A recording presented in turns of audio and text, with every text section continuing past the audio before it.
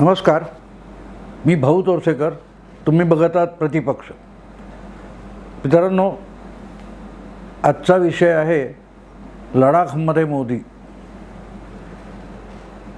शुक्रवारी अचानक नरेंद्र मोदी पंतप्रधान देशाचे हे लडाखमध्ये लेहला जाऊन पोहोचले.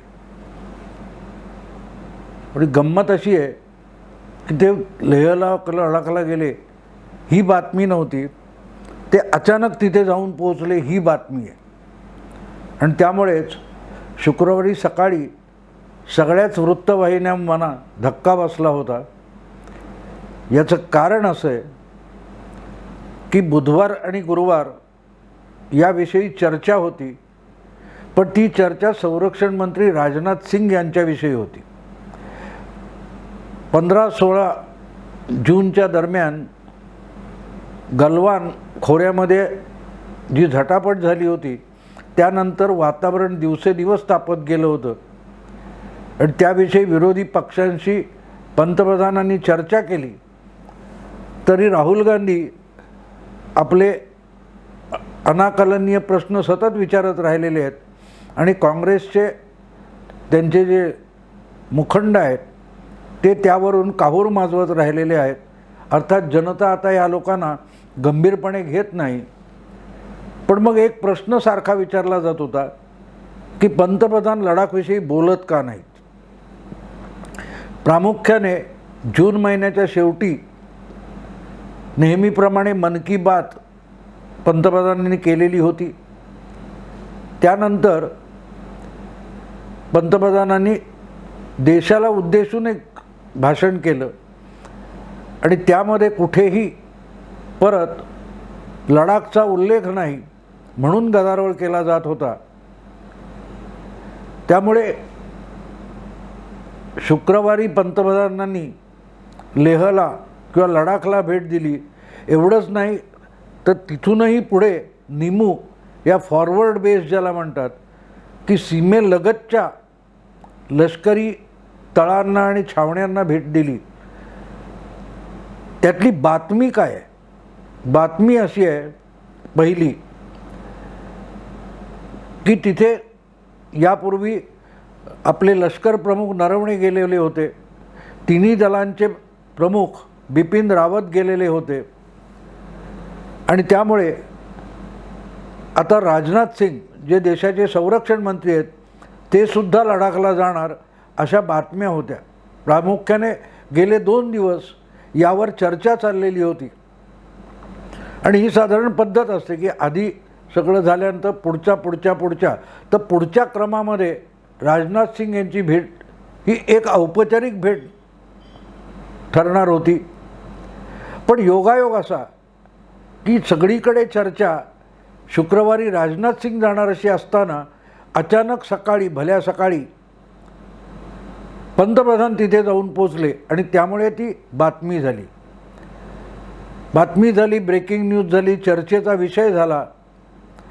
प्रश्न असा की यातून पंतप्रधानांनी साधलं काय? अनेकदा असं म्हणतात की बोलण्यापेक्षा कृती अधिक बोलकी असते. त्यामुळे मोदींनी स्वतः लडाखला भेट देऊन काहीतरी कृतीतून सांगितलं. त्यांचे शब्द हे फार दिसायला सौम्य आहेत, पण त्यातली कृती जी आहे ती अतिशय कठोर आहे. कठोर कशी आहे तर आपण इतक्या जवळ सीमेच्या जाऊन आपल्या जवानांना पाठ थोपटतो, ज्यांचं बलिदान झालं आहे त्यांच्या प्रतिमांना पुष्पांजली वाहतो. यातून देशाचा पंतप्रधान काही संदेश अख्ख्या जगाला देत असतो. एका बाजूला तो सैनिकांसाठी, प्रत्यक्ष आपला प्राण पणाला लावणाऱ्या सैनिकांसाठी संदेश असतो की इथपर्यंत आपला पंतप्रधान येत असेल इतक्या तणावपूर्ण परिस्थितीत, तर त्या सैनिकांना 1000 हत्तीचं बळ येत असतं. त्यामुळे ती कृती त्या अर्थाने बोलकी आहे. पण त्याच वेळेला ती कृती जगाला काय दाखवते तर आम्ही चीनच्या शस्त्रबळाला किंवा मोठ्या सैन्याला घाबरत नाही, आम्हीही त्यांना चोख उत्तर देऊ, हा फक्त भारतीय सेनेचा निर्धार नाही, तर संपूर्ण देश आणि देशाची सत्ता त्या सैनिकांच्या पाठीशी ठाम उभी आहे. किंबहुना आम्ही युद्धाला सज्ज आहोत, हा त्या कृतीतून पंतप्रधानांनी दिलेला संदेश आहे. पण हा उघड याची चर्चा झालेली होते, त्यामुळे तो संदेश मी सांगण्याची गरज नाही, सामान्य जनतेलाही कळतो. पण यातला एक वेगळा संदेश आपल्याला ओळखता आला पाहिजे. तो संदेश चीनसाठी आहे, किंबहुना चीनी सैन्यासाठी सुद्धा आहे. आणि तो महत्त्वाचा आहे, ज्याच्यावर चर्चा झाली नाही, कदाचित होणार नाही. कारण तो संदेश म्हणतात ना, समझने वाले समझ गए है, ना समझे वो अनाड़ी है. तो संदेश फक्त भारतीय जनता आणि भारतीय सेना यांच्यासाठीच नाही, तर जगासाठी होता. तितकाच तो चीनसाठी आणि चीनी सेनेसाठी होता.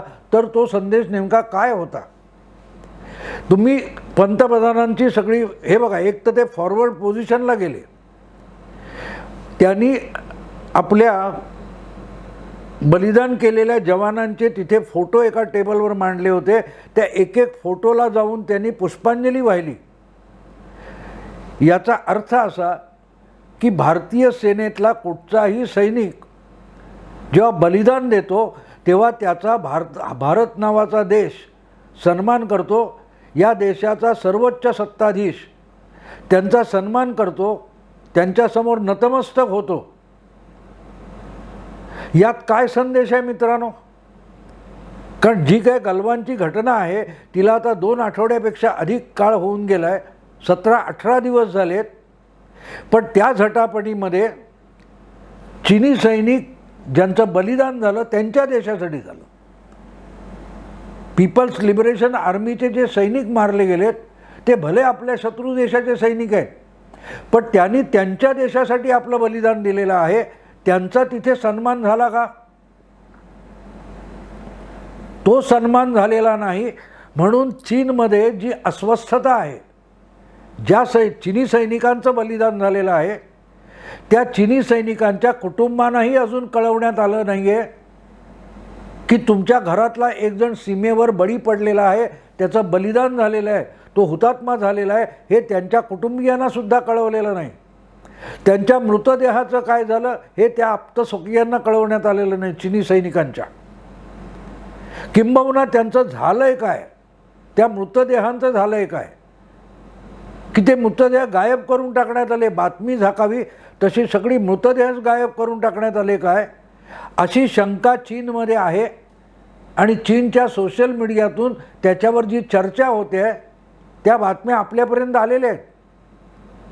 आपल्याकडे किंबहुना आपल्याकडे जे गलवानचे सैनिक होते बलिदान करणारे, त्यांचं जागोजागी आपल्या गावी जन्मगावी त्यांचे मृतदेह पोचले आणि जो सन्मानपूर्वक त्यांचा अंत्यविधी झालेला आहे, त्यांना बंदुकांची सलामी देण्यात आली, त्याच्यासाठी जमलेली गर्दी, याचं जे चित्रण आहे ते सुद्धा चीनी सोशल मीडियातून व्हायरल झालेलं आहे. आणि त्यामुळे त्याची चर्चा चीनमध्ये चालू आहे की भारताने आपल्या बलिदान झालेल्या सैनिकांचे मृतदेह लपवले नाहीत, त्यांचा सन्मानाने अंत्यविधी केलेला आहे, त्यांच्या कुटुंबियांकडे त्यांचे मृतदेह सोपवले. इतका सन्मान भारतीय सैनिकाला मिळतो. मग चीनमध्ये जे मृत्युमुखी पडलेत, चीनसाठी ज्यांनी बलिदान दिलं आहे, अशा पीपल्स लिबरेशन आर्मीच्या सैनिकांचा हौतात्म्य काय कचरापट्टी आहे? का नाही त्यांच्या कुटुंबियांना कळवलं जात? ही चर्चा आहे. त्यांच्या बलिदानाची साधी सरकारी नोंद का घेतली जात नाही आहे? सरकार एवढी लपवाछपी चीनचं का करतंय, जिनपिंग सरकार, याची चर्चा चीनमध्ये आहे. आणि त्यामुळे चीनी सेनेमध्ये, पीपल्स लिबरेशन आर्मीमध्ये सुद्धा अस्वस्थता आहे. आणि त्यामुळे पंतप्रधान जेव्हा लडाखला जातात आणि ते फोटो लावून त्यांच्यासमोर पुष्पांजली वाहतात, ते मुद्दाम चीनी सेनेला दाखवलेलं चित्र आहे की बघा भारत हा असा देश आहे की इथे आपल्यासाठी बलिदान करणाऱ्या सैनिकांचा मरणोत्तर देखील सन्मान होतो. त्यांचा मृत्यू लपवला जात नाही. त्यांचे फोटो पण आम्ही दाखवतो जगाला की हे आमचे जवान आहेत जे प्राणार्पण करायला देशासाठी तयार आहेत. आणि ते चिनी जनतेचं किंवा चिनी सैनिकांचं, पीपल्स लिबरेशन आर्मीमधल्या सैनिकांचं दुखणं असेल तर मोदींनी लडाखला जाऊन त्या जखमेवर मीठ चोळलेलं आहे आणि तो संदेश आहे. नरेंद्र मोदी हे कितीही उदार अंतःकरणाचे असले तरी ते राजकारणी आहेत. मी सातत्याने सांगतो की कोणी साधू संत नाही आहेत. राजकारणातला माणूस राजकारणीच असतो. तो कितीही उदार झाला तरी त्यात सुद्धा तो राजकारण बघत असतो. आणि म्हणूनच लडाखमध्ये जाऊन त्या तळावर त्या सैनिकांच्या फोटोंना पुष्पांजली देणं हे आंतरराष्ट्रीय पातळीवरचं राजकारण होतं. कारण आज कमीत कमी 18 ते 20 देश चीनबरोबर सीमेच्या भांडणामध्ये, वादामध्ये, संघर्षामध्ये गुंतलेले आहेत. त्या इतर देशांच्याही, चीनच्या इतर शेजारी देशांच्या सैनिकांना सुद्धा हा संदेश मोदींनी आपल्या कृतीतून दिलेला आहे. तोंडातून उमटणाऱ्या शब्दातून नव्हे, प्रत्यक्ष कृतीतून. आणि म्हणून तो संदेश सगळ्यात महत्त्वाचा आहे. परराष्ट्र नीती किंवा आंतरराष्ट्रीय राजकारण जे असतं त्यामध्ये तुम्ही सौम्य बोला, फार कठोर भाषेत बोलण्याची गरज नसते, पण कृती कठोर असली पाहिजे. कारण कठोर कृती ही अधिक बोलकी असते, अधिक परिणामकारक असते. आणि मोदींनी लडाखला जाऊन नेमका तो संदेश जगाला पाठवला, तसाच चिनी सैन्याला पाठवला आहे की तुमचं मरण जे आहे ते भले देशासाठी आहे असं तुम्हाला वाटत असेल, पण तुमच्या देशाला सुद्धा, चीनला सुद्धा चिनी सैनिकाच्या हौतात्म्याची कदर नाही. ना तुमचा पंतप्रधान किंवा कोणी मोठा मंत्री हा चिनी सीमेपर्यंत आला आणि त्याने त्या बलिदान झालेल्या जागेला किंवा त्यांच्या छावणीला भेट दिली आहे. पण भारताचा सर्वोच्च सत्ताधीशसुद्धा आपल्या सीमेवर जातो आणि आमच्या सैनिकांना श्रद्धांजली अर्पण करतो. हा फार मोठा संदेश आहे. हा फार मोठा संदेश आहे. आणि त्यामुळे चीनमध्ये जी चलबिचल चालू आहे त्या आगीत तेल ओतण्याचं काम नरेंद्र मोदींनी या कालच्या शुक्रवारच्या लडाख भेटीतून केलेलं आहे. म्हणून ते आपल्या सैनिकांचं मनोबल वाढवणारं असलं तरी त्यात राजकारण आहे हे आपण समजून घेतलं पाहिजे. बाकीच्याला म्हणून सगळे आग्रह होता ना की तुम्ही देशाला उद्देशून भाषण केलं, त्याच्यात लडाखचा उल्लेख नाही, मन की बातमध्ये, त्याची गरज नसते. जिथे परिणामकारक असेल तिथे बोललं पाहिजे, कृती केली पाहिजे. मित्रांनो, तो कर्नल संतोष बाबू आणि त्याच्या 20-25 जवानांनी जो संघर्ष केला तो म्हणाल तर संख्येने खूप छोटा वाटेल तुम्हाला एखाद्या लढाईतला, पण त्याचा परिणाम बघा. अख्ख्या जगाचं सगळं व्यूहरचना जी असते तिची समीकरणं विस्कटून टाकली या 20-25 जवानांनी. आणि त्यांच्या बलिदानाचा किती व्यापक अर्थ आहे हे दाखवायला देशाचा पंतप्रधान हा लडाख आणि सीमेपर्यंत गेला. त्या निमू या लष्करी ठाण्यापर्यंत जाऊन पोहोचला. त्यामुळे त्यातला संदेश आपल्याला ओळखता आला पाहिजे. आपण लगेच 10 विमानं सोडली आणि शत्रूचं काय चिनी सेनेवर हल्ला केला किंवा त्यांच्या ठाण्यावर हल्ला केला, यातून जे साधलं जात नाही ते यातून होतं. कारण शत्रू सैन्यामध्ये जितकी चलबिचल असेल, अस्वस्थता असेल, शंका कुशंका असतील, तितकी तुमची हत्यारं कमी असून चालतं, तो परिणाम अधिक देतो. एखाद्या हत्यारापेक्षा शत्रू सैन्याच्या मनातल्या शंका ह्या त्यांच्यासाठी अधिक घातक असतात. आणि मोदींच्या या भेटीने सगळ्यात मोठा जो हल्ला कुठला केला असेल तो चिनी सैन्यामध्ये चलबिचल निर्माण करण्याचा आहे.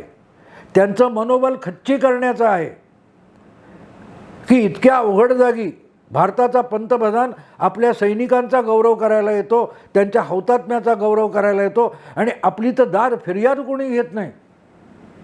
आपल्यातले काही जवान चिनी मेलेले आहेत, मारले गेलेले आहेत, त्यांना सन्मान नाही, पण निदान नोंद व्हावी, ती नोंद होत नाही.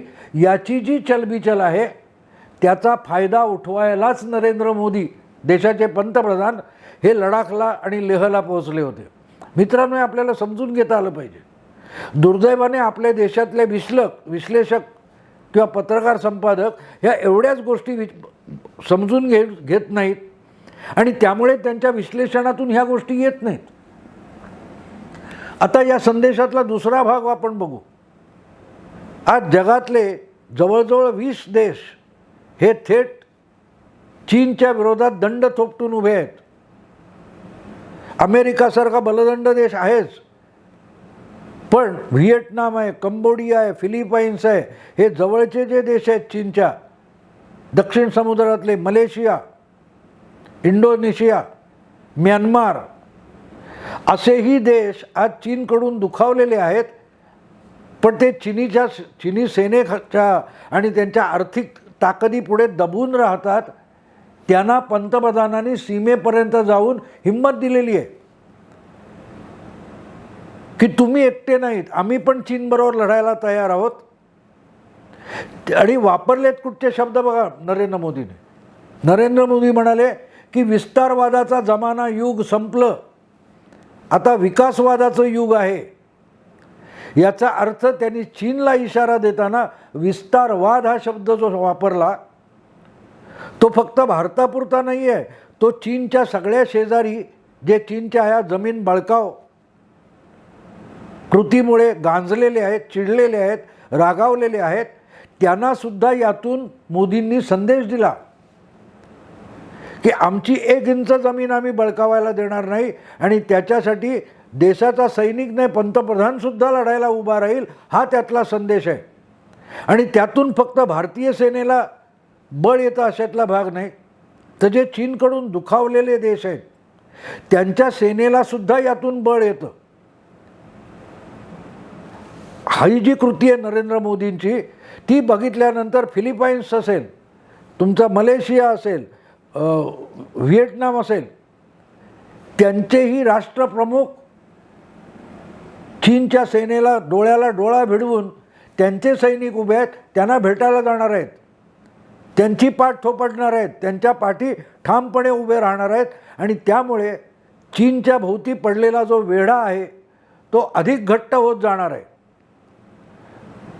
मग बोलणी कशाला चीनशी असंही विचारलं जाईल की जर आपली एवढी लढाईची सज्जता आहे तर चीनशी बोलणी कशाला चालल्या आहेत, वाटाघाटी कशाला चालल्या आहेत.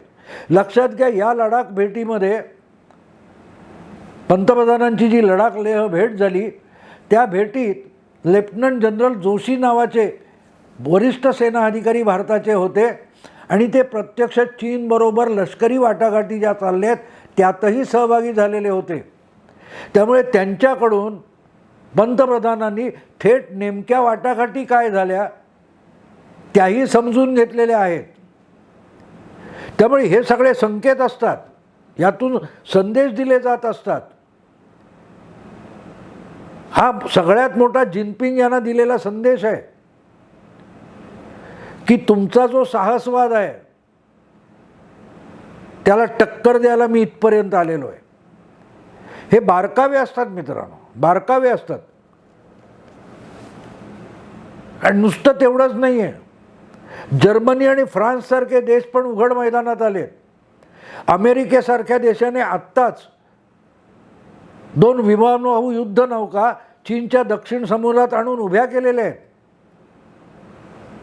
आणि अशा वेळेला जेव्हा भारताचा पंतप्रधान सीमेवर जातो याचा अर्थ इतका स्पष्ट आहे की जग भारताकडे आशेने बघतंय, तर त्याला पंतप्रधान मोदी होकार देत आहेत, घाबरू नका. चीनचा माजोरीपणा उतरवण्याच्या लढाईत भारत सर्वात पुढे असेल, आघाडीवर असेल आणि भारतीय सेना चीनचा मस्तवालपणा उतरवण्यासाठी पुढाकार घेईल, नाही तर त्याचं नेतृत्व करेल, सेनापती म्हणून भारत काम करेल. हा संदेश या शुक्रवारच्या लडाख भेटीतून देण्यात आलेला आहे. म्हणजे एका बाजूला फक्त भारत नव्हे तर चीनचे इतर जे शेजारी आहेत दुखावलेले गांजलेले त्यांना आणि त्यांच्या सेनेला सुद्धा मनोबल देण्याचं काम नरेंद्र मोदींनी केलेलं आहे. पण त्याच वेळेला चीनची जी तथाकथित मोठी सेना आहे त्या सेनेचं मनोबल खच्ची करण्याचा डावसुद्धा अतिशय यशस्वीरित्या पंतप्रधानांनी खेळलेला आहे. त्यामुळे जी आपल्याला दिसलं त्याचं कौतुक कोणी सांगितलेलं नाही, पण ते जे लडाखच्या त्या छावणीमध्ये लेहच्या जे हुतात्मा झालेल्या भारतीय जवानांचे फोटो होते आणि एकेका फोटोसमोर जाऊन पुष्पांजली वाहणं याचा अर्थ कोणी उलगडून सांगितला नाही. तो अर्थ सांगणं आवश्यक होतं, म्हणून हा व्हिडिओ मला बनवायला लागला की त्याचा अर्थ समजून घ्या. त्याचं चित्रण करण्यात आलं. आता टीकाकार आहेत ते म्हणतील मोदी प्रत्येक ठिकाणीच कॅमेरा घालून जातात, पण असे जे टीकाकार आहेत त्यांना दाखवण्यासाठी हे चित्रण केलेलं नाही. हे जे चित्रण त्या सैनिकांना पुष्पांजली वाहताना फोटोला त्यांच्या हे जे चित्रण आहे किंवा त्यानंतर जे जखमी जवान आहेत त्या घटनेतले ते इस्पितळात आहेत त्या जवानांना सुद्धा जखमी जवानांना पंतप्रधान जाऊन व्यक्तिगत भेटले. तेही चित्र जगाला दाखवण्यासाठीच केलेलं चित्रण आहे. आणि ते जेव्हा सगळं जग बघतं प्रामुख्याने याचं कुठे ना कुठे फोटो आणि चित्रण हे चीनमध्ये सुद्धा दाखवलं जाणार आहे. आणि त्यामुळे चिनी सेनेतली चलबिचल वाढवायची हा त्यामागचा हेतू आहे. तेव्हा त्या चित्रणावर इथले विद्वान आणि मोठे विश्लेषक आणि संपादक आणि काय ते अँकर काय म्हणतात याला मी काडीचीही किंमत देत नाही. ते चित्रण ज्यांच्यासाठी आहे तिथे काय परिणाम साधला जातो याला महत्त्व असतं. ते म्हणतात ना लेकी बोले सुने लागे किंवा असं म्हणतात ना कोई पे निगाहे कही पे निशाणा, तसं निगाहे कुठे असतात ते सोडून द्या, निशाणा कुठचा आहे महत्त्वाचं आहे. त्या मोदींनी नेम कुठे धरला आहे ते बघा. तो चीनचं आणि चिनी सैन्याचं मनोबल खच्ची करणं, चिनी सैनिकांच्या आप्त स्वकीयांचं मनोबल खच्ची करणं हा संकेत हा यासाठी पाठवलेला हा संदेश आहे. आणि म्हणून लडाखच्या भेटीचं हे जे महत्त्व आहे लेहच्या छावणीच्या त्याचं हे विवरण मला करावं लागलं. कारण काल दिवसभर मी जेव्हा शुक्रवारी त्या बातम्यांचा पाठलाग करत होतो, फॉलो करत होतो, त्यांना वेगवेगळ्या चॅनेलवर करत होतो, तेव्हा फार थोड्या लोकांच्या ते लक्षात आलेलं दिसलं. आणि त्यातून चीनला कुठला संदेश पाठवला तो चीनच्या लाल सेनेला पीपल्स लिबरेशन आर्मीला हा संदेश पाठवला. त्यातून चलबिचल निर्माण करण्याचा प्रयास केला आहे. हे मला कुठे ऐकायला मिळालं नाही, म्हणूनच ते स्पष्ट करण्यासाठी मला जे वाटलं ते सांगण्यासाठी मी हा व्हिडिओ बनवला. अपेक्षा आहे की तुम्हाला यातून एक नवी दृष्टी, कृतीतले संकेत कसे ओळखावेत, बोललेल्या शब्दापेक्षा कृती किती प्रभावी असते ती कळावी यासाठी केलेला हा व्हिडिओ आहे. तुम्हाला त्यातून काही शिकता येईल अशी अपेक्षा आहे. मित्रांनो, आत्ता इथेच थांबतो. तुम्हाला हा व्हिडिओ आवडला मित्रपरिचितांना फॉरवर्ड करा. तुम्ही सबस्क्राईब करा प्रतिपक्षाला, कारण प्रतिपक्ष दुसरी बाजू दाखवतो. तुमच्या मित्रपरिचितांनाही सबस्क्राईब सदस्य व्हायला सांगा. आत्ता इथेच थांबतो. नमस्कार.